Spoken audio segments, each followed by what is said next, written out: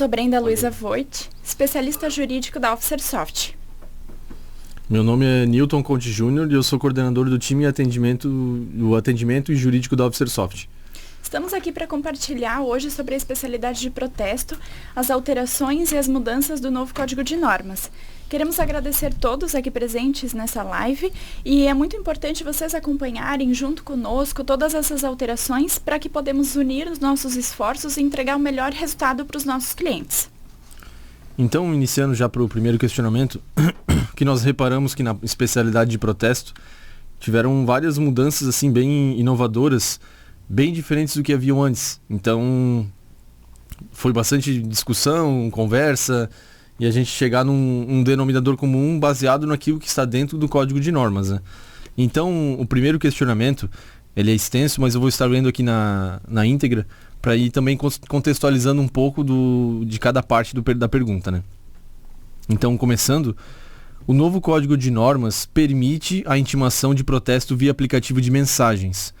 Qual é o procedimento que a serventia pode adotar quando optar por intimar via WhatsApp?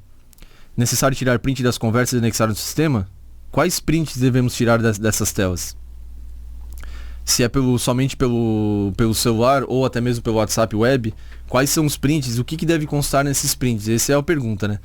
E complementando também, qual que é a segurança jurídica quando a intimação a ser enviada para um número do telefone que não pertence mais a essa pessoa, mas mesmo assim o recebimento tem acontecido? Porque o parágrafo 1º do artigo 1332 considera válido o recebimento, dispensando qualquer confirmação de leitura ou visualização, ou até mesmo no caso da pessoa que a recebeu, agir de má fé, confirmando que recebeu e não ser o devedor de fato.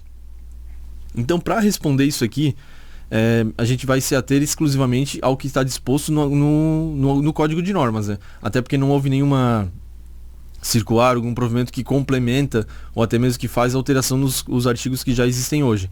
Então, agora, lendo na íntegra o artigo 1332 e fazendo alguns comentários associados com a pergunta. Então, começa o 1332. Independentemente de requerimento do apresentante ou de autorização do devedor, então aqui a primeira parte a gente já percebe que não necessariamente precisa de uma autorização do devedor ou até mesmo do apresentante para que seja feita essa intimação. E respeitada a circunscrição territorial da serventia, é permitido o uso de e-mail eletrônico ou aplicativo multiplataforma de mensagens instantâneas e chamadas de voz para o envio de intimações, quando disponíveis os respectivos dados ou o endereço eletrônico da pessoa a intimar. Então, o que o caput fala? Não precisa da autorização do apresentante e do devedor, e desde que essas informações estejam disponíveis. Então, quando foi apresentado o título, esses dados foram apresentados em conjunto com o título, porque é de responsabilidade do apresentante, do credor, disponibilizar os dados para a intimação. Então, é da mesma forma como se for apresentado um título com endereço e a pessoa não se localiza, não mora mais lá ou se mudou, você vai tentar fazer a intimação, e se não localizar, você vai publicar o edital. A gente pode até tomar como meio o mesmo paralelo a questão do e-mail e do número para enviar a mensagem, né? Essa informação é disponibilizada pelo apresentante, pelo credor. Essa responsabilidade é dele, não exclusivamente da serventia. A serventia vai seguir aquilo que está nos dados no título. Então, se essas informações estão lá, podem ser usadas para fazer essa intimação eletrônica. Seguindo, né, o parágrafo 1º, considera-se cumprida a intimação eletrônica quando comprovada a sua entrega no respectivo endereço, segundo sinal ou mensagem usualmente utilizados pelo meio eletrônico escolhido, mesmo que emitidos automaticamente, dispensando qualquer confirmação de leitura ou visualização. Então, isso aqui, mais popularmente, né, no WhatsApp, quando você recebe um risquinho, significa que a pessoa não recebeu uma confirmação, né? Então, ele não estaria dentro do parágrafo 1º, porque não foi recebida essa mensagem. Então, não pode ser considerada intimação realizada. A partir do momento que tem os dois risquinhos que a pessoa recebeu, seguindo estritamente o que está disposto no parágrafo, a intimação está cumprida, a intimação eletrônica foi cumprida. Mesmo que, se por acaso, não receber a confirmação de leitura. Até mesmo porque depende de uma configuração da pessoa que utiliza o WhatsApp, se ela vai emitir a confirmação de leitura ou não. mas o suficiente é o recebimento. Isso nós estamos nos atendo ao que está disposto no parágrafo, né? E ele fala exatamente isso. É dispensada a confirmação da leitura, somente o recebimento. Seguindo o parágrafo 2º, após 3 dias úteis, sem que haja comprovação de recebimento de que trata o parágrafo 1º deste artigo, então, passou 3 dias úteis, a pessoa não recebeu a mensagem, ou seja, ficou somente um risquinho no WhatsApp, em outros aplicativos tem outras formas, né? Você só recebeu um risquinho, a pessoa não recebeu, aí sim você vai providenciar a intimação pessoal da forma como é feita hoje, né? Então, na forma do artigo antecedente do 1331. Então, só por finalizando essa parte, tem um outro artigo que complementa um pouco isso também, que é o 1337, que considera-se cumprida a intimação e iniciado o prazo legal para devolver, aceitar ou pagar o título ou documento de dívida na data da assinatura do aviso de recebimento ou documento equivalente, da confirmação de entrega da intimação eletrônica, então aqui ele reforça a questão da entrega da intimação eletrônica, ou da publicação de edital, o que ocorrer primeiro. Então tem o 1332 que fala como vai ser feito o procedimento da intimação eletrônica, e o 1337 ele indica quando que vai ser iniciado o tríduo legal para que seja feito o pagamento. E ele reforça da confirmação de entrega da intimação, que é o suficiente a questão de receber, não necessariamente confirmar a leitura. Isso por e-mail, ou até mesmo por as conversas dos aplicativos de mensagem, né?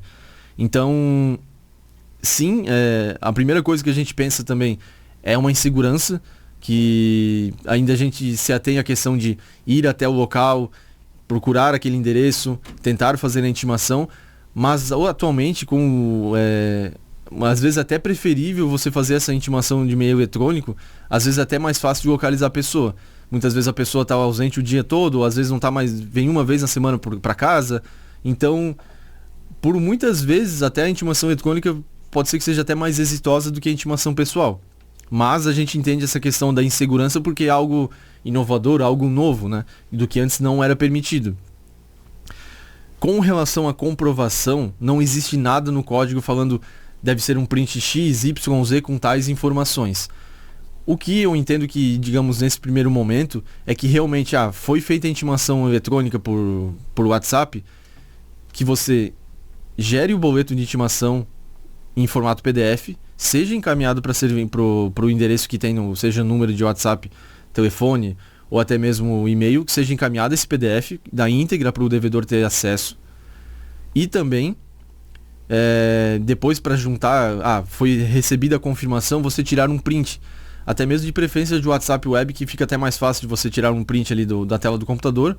E aí, quanto mais melhor, né? Você pode tirar um print da tela inteira do computador, vai ter o horário, vai ter o horário de envio da mensagem, você pode clicar nas opções da mensagem para ver quando foi enviada, quando foi recebida, e você realmente anexar isso dentro do título. Porque se por acaso o devedor indicar que não foi intimado, você vai ter a comprovação dos prints de naquele dia, naquele horário, foi enviado e foi recebido. E vai estar de acordo com o artigo 1332. Essa é a nossa visão nesse momento sobre esse artigo, porque não existe mais nenhuma disposição diferente ou complementar referente a essa intimação eletrônica. Como complemento, até visando essa inovação no Código de Normas, a Officer está desenvolvendo um módulo de intimação eletrônica, onde esse envio por e-mail, até mesmo por um aplicativo de mensagem, poderá ser feito diretamente pelo sistema, onde você irá cadastrar essas informações e o envio será feito pelo sistema, e todas as informações de confirmação e recebimento será feito pelo sistema e não de forma manual. Você tirar um print, enviar pelo WhatsApp, você vai conseguir fazer isso tudo dentro do sistema. Então vai ter uma segurança jurídica maior ainda para essas questões, né? É um módulo que está em desenvolvimento, ele está para ser entregue durante o ano, então a partir do momento que estiver pronto, será começado a divulgar para os nossos clientes, para que tenham acesso, e se tiver interesse também a contratação desse módulo complementar do sistema. Não sei se faltou mais alguma coisa, Breno, se queira complementar sobre esse artigo polêmico. Esse primeiro questionamento, inclusive, tem um outro questionamento que eu já trago aqui em seguida, que ele complementa, ele ressalta a questão do parágrafo 2º. O questionamento ele é: as intimações podem ser feitas primeiramente em meio eletrônico e, caso não haja confirmação de recebimento em 3 dias, há obrigação de intimação presencial?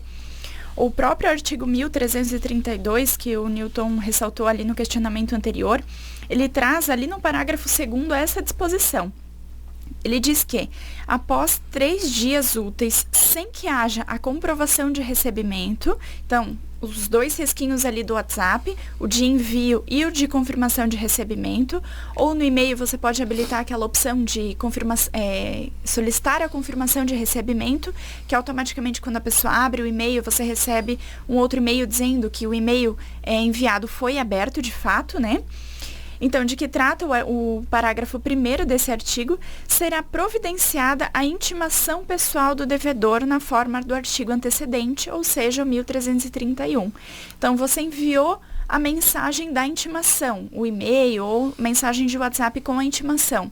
Não recebeu ali a confirmação de recebimento, lembrando que não é visualização, é só recebimento. Se passou os 3 dias úteis, não recebeu a mensagem, não recebeu o e-mail, será feita a intimação pessoal, normalmente conforme o artigo 1331. É feita a intimação pessoal, sendo eficiente, começa o trido legal, tudo certinho normalmente, como já era de costume. Se não for eficiente, vai para a publicação do edital e segue normalmente o fluxo. Exatamente. E até mesmo se alguma serventia tiver alguma informação de como é feito, pode nos compartilhar, que a gente também pode divulgar essa informação para todas as serventias, né? Nada melhor do que quem está ali na frente do dia a dia, algumas alternativas que nós podemos reunir isso e até compartilhar para todos, até para ter um entendimento. Várias ideias, várias formas, para que até mesmo exista um procedimento um pouco mais padrão para todas as serventias, né, do Estado. Então, sempre essa troca de ideias ela é muito válida e sempre agrega muito, né? Muitas vezes pessoas estão em dúvidas, outras já estão fazendo, algumas estão com receio ainda. Então é sempre um momento legal de divulgar essas informações para a gente possa compartilhar com todos, né? Exatamente.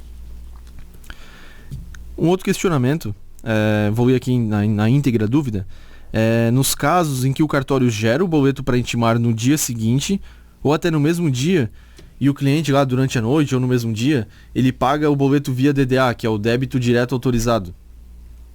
E frustrada a primeira tentativa de intimação naquele dia. Então, fui tentar intimar, não consegui localizar.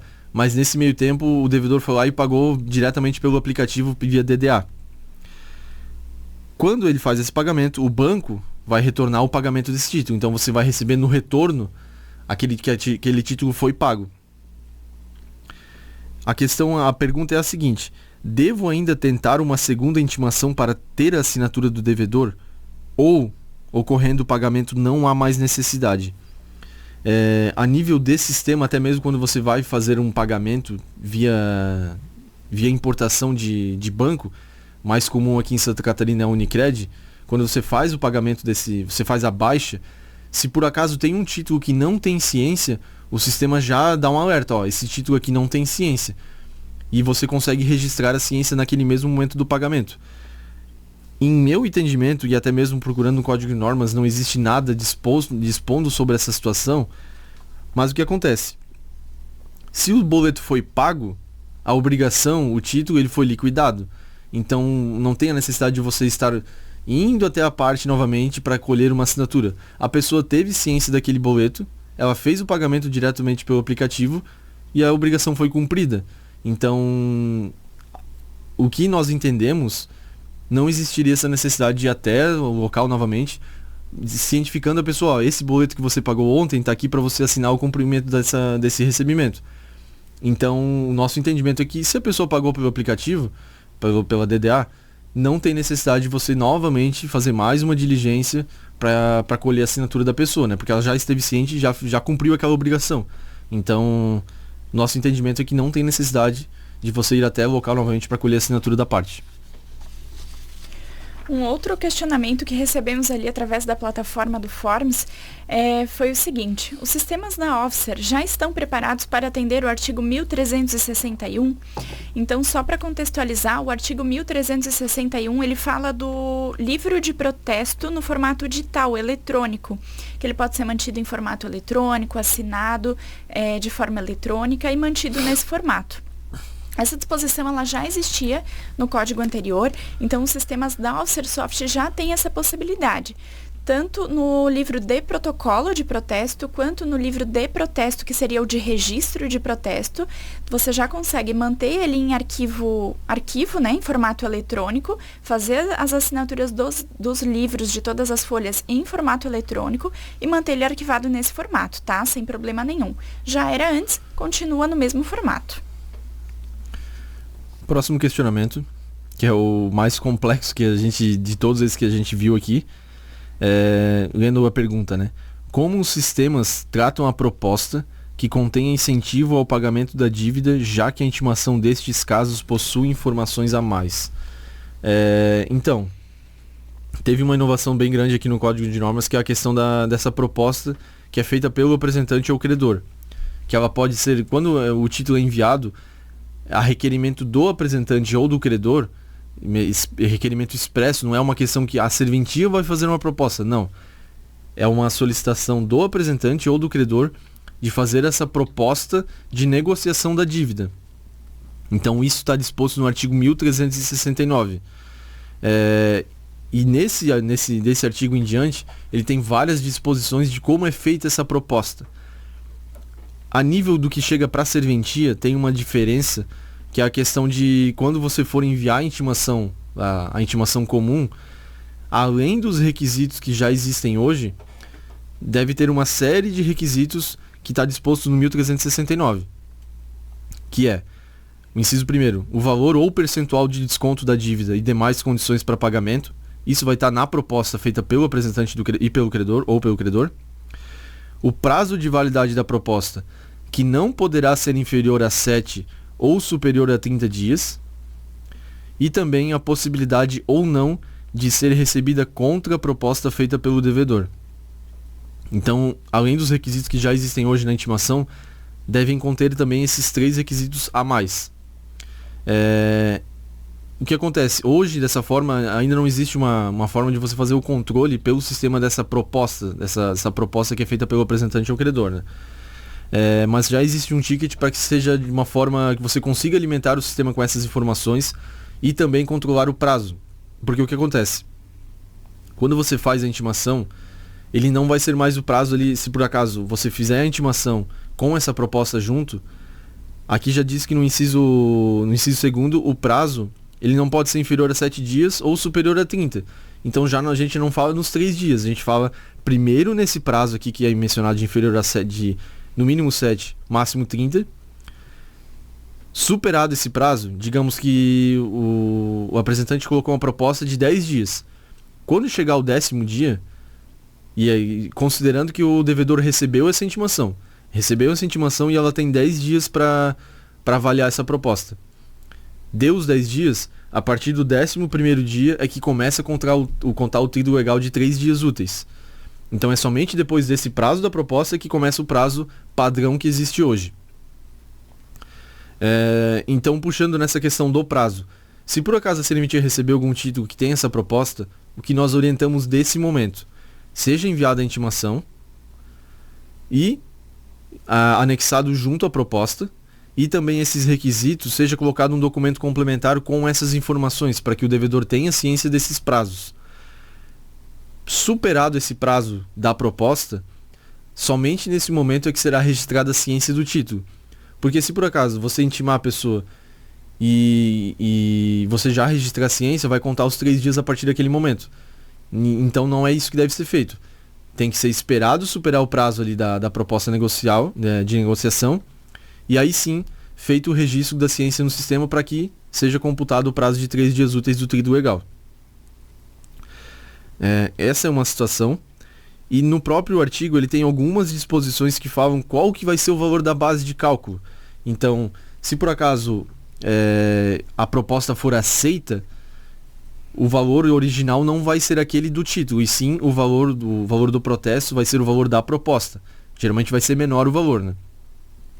Então, o valor a ser protestado, o valor a ser pago, o valor de base dos emolumentos vai ser de acordo com o que consta na proposta.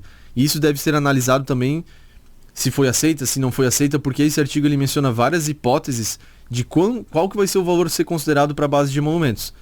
Então, a serventia só nesse momento vai ter que ser feita uma análise de qual que é o valor, e quando for feito o pagamento, o protesto, a retirada, tem que ser só ser atentado de antes de efetivamente realizar o ato, alterar o campo de saldo, porque o saldo é que o sistema vai se basear para cobrar os emolumentos. Os juros também, né? Tudo isso é em cima sempre do saldo do título. Então, antes de fazer essa ação, tem que ser alterado só a questão do saldo para efetivamente o valor que deve ser considerado para a base de emolumentos. Vai ser feita uma análise de todo esse artigo, porque ele é bem complexo, e de uma forma de seja colocado isso tudo no sistema, de tanto o prazo seja controlado, para que a serventia não tenha que fazer esse controle manual, e também da questão da base de cálculo. Também vai ser feito um controle de acordo com aquilo que a serventia marcar ali no sistema, ele vai considerar o valor original ou o valor da proposta que foi feita de negociação, né? Então, são principalmente esses dois fatores que tem que ser se atentado, né? A questão de inserir a data de ciência quando superado o prazo da negociação, e quando for feito o ato, se atentar se tem que ser considerado o valor original do título ou o valor da proposta. E aí esse valor tem que ser inserido no campo de saldo para que o sistema compute esse para a base de emolumentos. Certo, esse artigo realmente deu o que falar, né? Foi já debatido, discutido por nós, pela equipe, para que a gente já consiga imaginar uma forma de como realmente, de fato, colocar isso no sistema, para que facilite a vida, né, no dia a dia aí de todos vocês, né? Mais um questionamento que foi recebido é em relação ao artigo 1335, parágrafo 3º. Se existe algum modelo de comunicação mencionada nesse artigo, né? Só para contextualizar, essa comunicação é aquela que o artigo menciona em que, frustrada a segunda tentativa de intimação pessoal, a serventia fará a comunicação daquele título, né? Daquele protesto.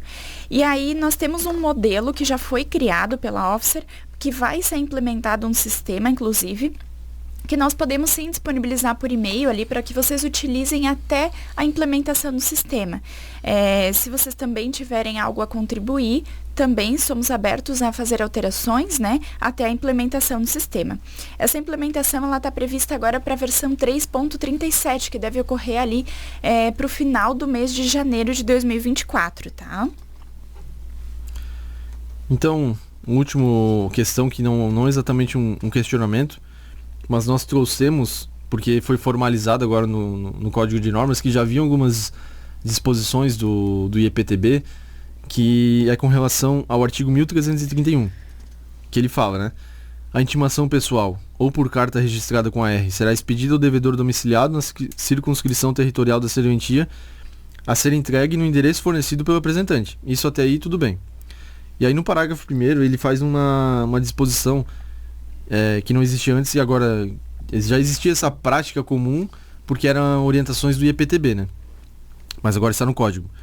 Então ele menciona que, observada a competência territorial do tabelião, a intimação pessoal de protesto pode ser realizada em endereço diverso do indicado pelo apresentante, como sendo do devedor, se constante na base de dados própria da serventia ou da SEMPROT. Então, as conversas que a gente está tendo também com o IEPTB, até aqueles arquivos de andamento que a serventia encaminha, por exemplo, a serventia encaminha que foi dado ciência para um devedor X no endereço Y.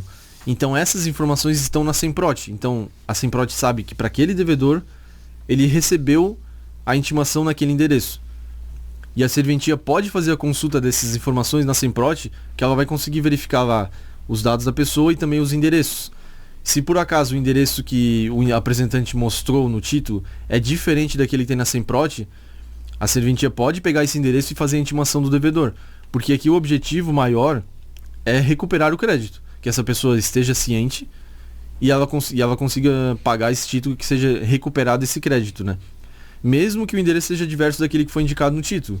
Então, menciona base de dados própria da serventia. Então a serventia pode também fazer a busca daquele devedor.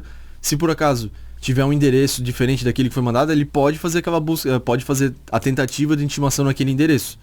Então está bem formalizado aqui que não pode se ater exclusivamente ao que está no título, mas sim buscar outras formas de conseguir localizar a pessoa para que seja a intimação realizada de fato, né?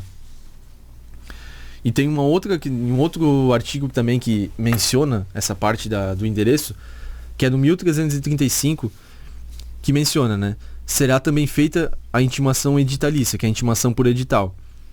E lá no inciso 1º, na linha B, ele fala, no inciso 1º, após uma tentativa de entrega, se verificando o quê? Na linha B, que o endereço indicado é insuficiente ou um número não existe, e não foi possível sua complementação, nem foram identificados endereços alternativos contemporâneos ao título ou documento de dívida, mediante consulta à base de dados própria do tabelião ou da Semprote. Então aqui ele deixa mais uma vez claro, pode ser feita a intimação por edital, desde que o endereço seja indicado seja insuficiente, e também foi feita a busca na Semprote e na base de dados e não foi localizado. Então ele menciona lá que tem que ser feita essa busca, e quando ele menciona por edital, ele menciona também que pode ser feito desde que foi tentado fazer a busca e não foi localizado. Então ele dá mais um destaque que tem que ser feita essa busca ampla para tentar localizar o devedor e que ele realmente receba a intimação de forma pessoal, né? Então em 2 momentos ele deixa esse destaque para que realmente não existam dúvidas, que a serventia não pode se ater exclusivamente ao que está no título, mas sim fazer buscas abrangentes para tentar localizar aquele devedor. Até porque, né, Newton, a ideia do protesto é de fato recuperar o crédito. Então, o novo Código de Normas trouxe todas essas possibilidades para que, de fato, esse seja o objetivo final, recuperar o crédito. Então, de todas as formas possíveis, ele possibilitou a busca, intimação eletrônica, a busca de novos endereços, novos contatos, para que se tenha esse sucesso, né? Ressaltamos mais uma vez que todos os questionamentos de protesto, que foi a live de hoje, RCPN e notarial, se ainda restarem dúvidas, podem ser encaminhadas tanto ali pela plataforma do Forms, né, o formulário, tanto por WhatsApp, e-mail, e nós estaremos respondendo essas dúvidas pontualmente, né? Na semana que vem nós temos mais uma live, então o nosso compromisso com vocês não termina aqui. Teremos a live ainda no dia 28/12 de RTDPJ, que é a parte de títulos, documentos, pessoa jurídica. Então estaremos aqui na semana que vem, quinta-feira, nesse mesmo horário, das 10h30. E nós agradecemos a presença de todos vocês, valorizamos o tempo que vocês tiveram e tiraram para estar aqui conosco e compartilhar todas essas informações dessas alterações do novo Código de Normas, que são muito importantes, tanto para nós quanto para vocês, nos estarmos por dentro de todas essas alterações. Então é isso, até complementando o que a Brenda comentou, o nosso forms lá para mandar as perguntas está disponível. Além dos forms, nossos meios, os canais oficiais de contato, e-mail, telefone, WhatsApp.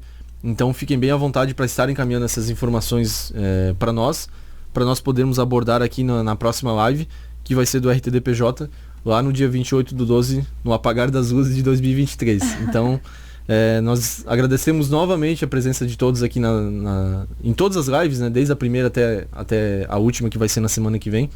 Está sendo um momento bem rico de troca de informações e também para nós estarmos aprofundando ainda mais em alguns temas que às vezes passam despercebido, mas com essas perguntas nos faz abordar novamente, discutir e buscar a melhor solução, orientação, seja de sistema ou seja alguma orientação procedimental que a serventia possa estar fazendo no dia a dia, né?